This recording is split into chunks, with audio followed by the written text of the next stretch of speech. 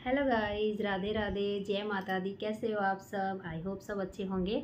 तो कल आप लोगों से मैंने एक क्वेश्चन पूछा था व्लॉग में, तो कुछ लोगों ने उसके आंसर भी दिया है और कुछ तो शायद वहाँ तक पहुँचे भी नहीं हैं पहले ही स्किप करके भाग गए, तो उनको पता ही नहीं चलेगा कि क्वेश्चन कौन सा था।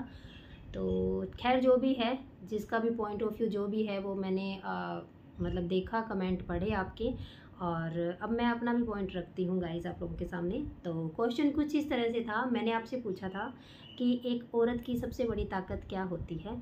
हालांकि आज की वीडियो जो है वो वुमेंस के लिए ही है, तो किसी किसी को बोर भी करेगी, तो उसके लिए सॉरी चाहूँगी। लेकिन मेरे को जो कुछ लगता है, जो सोचती हूँ, तो मैं आप लोगों से कुछ दिनों से बातें कर ही लेती हूँ।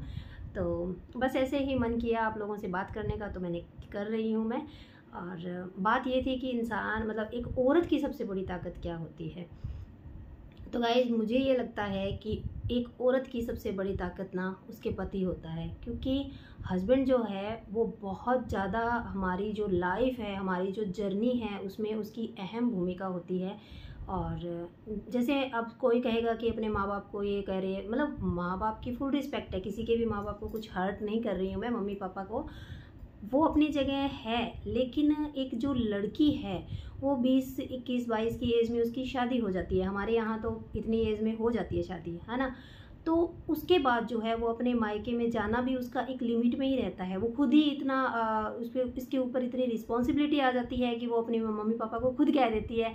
वो कहते भी हैं कि बेटा आ जा, आ नहीं रही, कितना टाइम हो गया, तो वो खुद कह देती है कि नहीं मम्मा, घर में काम है, बच्चे का पेपर है, स्कूल है, नहीं आ पाऊँगी। तो वो एक रिश्ता एक अलग है, उसको भी फुल रिस्पेक्ट है।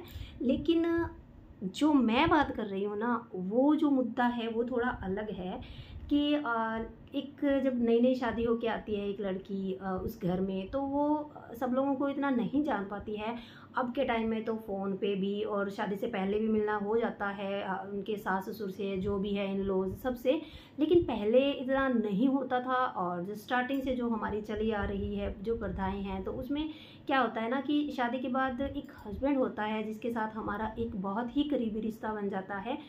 तो वहाँ पे क्या होता है ना कि वो हमें प्रोटेक्ट करता है, हर एक सिचुएशन को कैसे हैंडल करना है, हमें किसके साथ किस तरह से, हमें हमारी गलतियों को भी एक बहुत अच्छे तरीके से वो समझा पाता है। तो जो मेरा नज़रिया है वो मैं आप लोगों को बता रही हूँ। हो सकता है कि सबकी थिंकिंग अलग हो, मुझे लेके भी अलग हो, तो उसका तो मैं कुछ नहीं कर सकती गाइस, क्योंकि नज़रिया हम किसी का भी चेंज नहीं कर सकते। तो मैं बेसिकली अपने हस्बैंड की बात कर रही हूँ, क्योंकि ऐसे ही कुछ किस्से होते हैं जो याद आ जाते हैं, तो सोचा आप लोगों के साथ शेयर कर लूँ। तो होता है ना कि शादी होती है और जॉइंट फैमिली होती है, काफ़ी सारे लोग होते हैं। तो परफेक्ट कोई भी इंसान अपने आप में नहीं है ना, गलतियां सबसे होती है, अगर गलतियां नहीं हो तो फिर वो तो भगवान है। तो ऐसे ही जब लड़की नई नई शादी करके घर जाती है, वो अपने ससुराल में जाती है, तो कुछ कुछ लोगों का नेचर ऐसा होता है ना कि उनको थोड़ा सा तीखा जवाब देना, मतलब तीखा बोलने की आदत होती है। हालांकि उनमें कोई गलती नहीं है, उनका नेचर ही ऐसा होता है। तो होता है, घर में कोई एक आध इंसान ऐसा मिलेगा आपको। तो जैसे कि काफ़ी सारे लोगों के बीच में हमें किसी ने कुछ कह दिया, कुछ बोल दिया, कुछ ऐसा बोल दिया कि हमारी गलती थी नहीं, लेकिन हम उसको एक्सप्लेन नहीं कर पा रहे हैं, और हमारा मुंह जो है ना पूरी तरह से उतर गया है, मतलब इतना सा मुंह हो गया है, आप समझ रहे हो। तो वहाँ पर जो हमारी नज़रें हैं ना, सिर्फ एक ही इंसान को ढूंढती है। तो इतने लोगों के बीच में अगर कहीं वो हमें मिल जाता है ना, मतलब वहीं बैठे होते हैं अगर, तो हमारे जो जैसे हस्बैंड होते हैं ना, उनका एक छोटा सा हमें एक मतलब एक दिलासा देना हो कह दो, या एक छोटा सा इशारा होता है, जो हो सकता है कि सबके सबके साथ ऐसा हो रखा है, जो भी मेरी बहनें हैं। मैं शेयर कर रही हूँ, हो सकता है आप शेयर नहीं कर रहे, बस इतनी सी बात है। वो अगर दूर बैठा भी है ना, एक छोटा सा कुछ इस तरह का जैसे इशारा करते हैं वो, उस इतने से आई कांटेक्ट से हमें इतनी ज़्यादा मतलब पावर मिलती है ना कि नहीं, सब ठीक हो जाएगा, सही है ऐसे करके कुछ है ना। तो हमारी नज़रें जो है ना उस टाइम उनको ही देखती है कि हाँ वो सब ठीक कर देंगे, सब सही कर देंगे, क्योंकि वो हमें बहुत अच्छे से समझते हैं। ऐसा नहीं है कि वो, अब कुछ लोग तो कह देंगे कि वो जोरू का गुलाम हो गया, या जो भी हो गया अपनी वाइफ की सुनता, ऐसा नहीं है। क्योंकि उसको उसके साथ पूरी ज़िंदगी रहना होता है ना। अब जैसे गैरी है, प्राव्या है, अब जैसे मैं जो उनके लिए जो मेरी जगह है उनके दिल में जो वो हमेशा रहेगी, लेकिन अभी वो प्राव्या को बहुत ज़्यादा करते हैं। मतलब तो मैं लाडो है उनकी, वो अपने पापा की लाडो है। जैसा कल आप शॉर्ट्स में देखा था आपने, और एक बहन का तो कमेंट ही आया था कि मैं भावुक हो गई थी उस शॉर्ट्स को देख के। तो संतू ने कमेंट किया था, तो thank you so much Santu. होता है ऐसा हमारे साथ, क्योंकि हमें अपने दिन याद आ जाते हैं जब हम ऐसे कुछ देखते हैं ना, रील्स वगैरह। तो जैसे मैं किचन में काम कर रही होती हूँ और वो दोनों बच्चों के साथ, या ज़्यादातर तो वो प्राव्या के साथ खेलते हैं या बात करते हैं, तो मैं उनको देख के भी खुश होती हूँ, मुझे अच्छा लगता है। और हस्बैंड जो होता है उनके ऊपर बहुत सारी जिम्मेवारियाँ होती है, लेकिन फिर भी वो हर एक समस्या को बहुत इजीली मतलब कर देते हैं। और इसलिए हमें भी उनकी रिस्पेक्ट करनी चाहिए।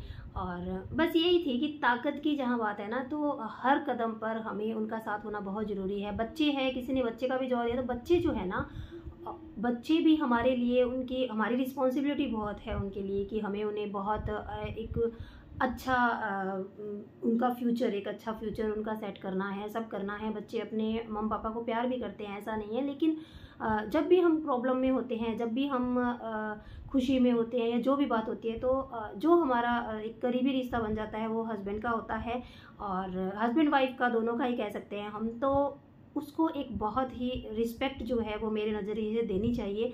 उसमें ये नहीं होता कि वो उसकी सुनता है या वो उसकी, क्योंकि गलती अगर वाइफ की होती है ना, तो उसको वो बहुत अच्छे तरीके से उसको बताता भी है और वो समझ भी जाती है। ऐसी बात नहीं है कि वो नहीं समझती है। तो बाकी सब लोगों की सोच अलग अलग है गाइस। तो मुझे ना ऐसे बहुत सारे ऐसी बातें जो है याद आती रहती है, तो मुझे लगा कि आप लोगों से बात करूं। अगर आपको है कि मैं आपसे कुछ ऐसी बातें बताऊं, आपको अपने किस्से बताऊं पुराने टाइम के, तो फिर मुझे कमेंट करना, मैं आप लोगों से शेयर करूंगी, आपको अच्छा भी लगेगा, क्योंकि बहुत फ़नी फ़नी है ऐसा।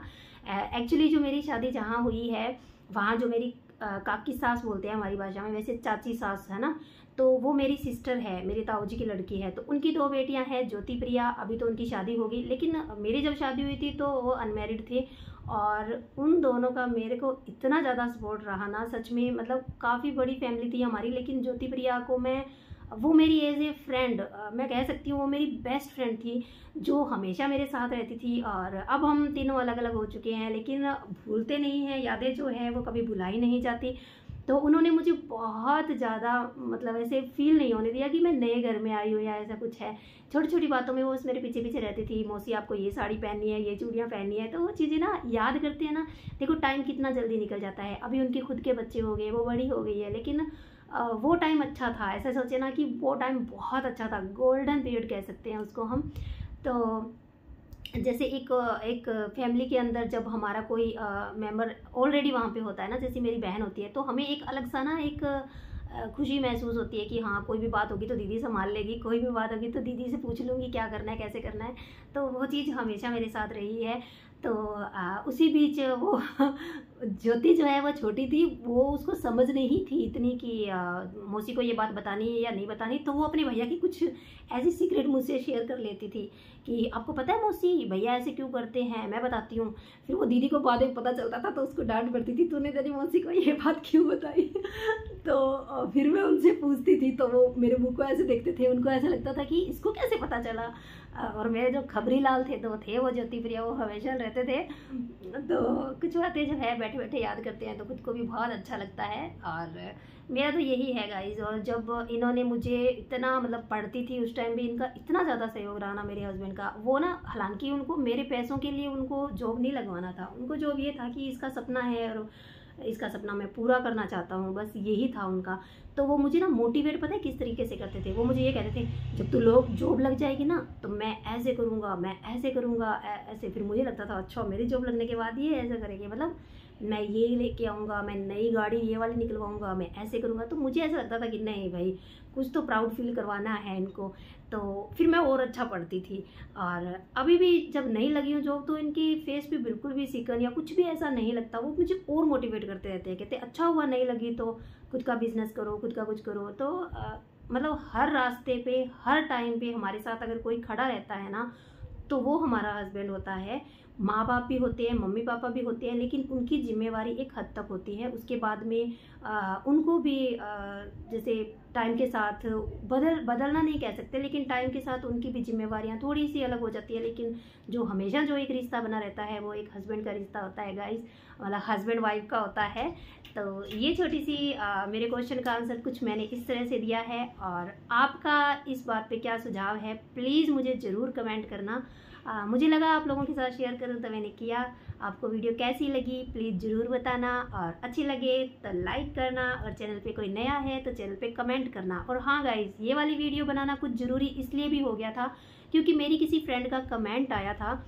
उन्होंने इस बारे में मुझसे कुछ क्वेश्चन किए थे जो थोड़ी प्रॉब्लम में हैं, तो मुझे नहीं लगा कि मैं उनको नाम उनका नहीं ले सकती, लेकिन उनको डायरेक्ट कुछ मैं नहीं बोल सकती, इसलिए मुझे लगा कि थोड़ा मैसेज के ज़रिए उनको समझा दूं और उसको थोड़ा सा मैं बताऊं, तो इसलिए मैंने ये वीडियो बनाई है गाइस।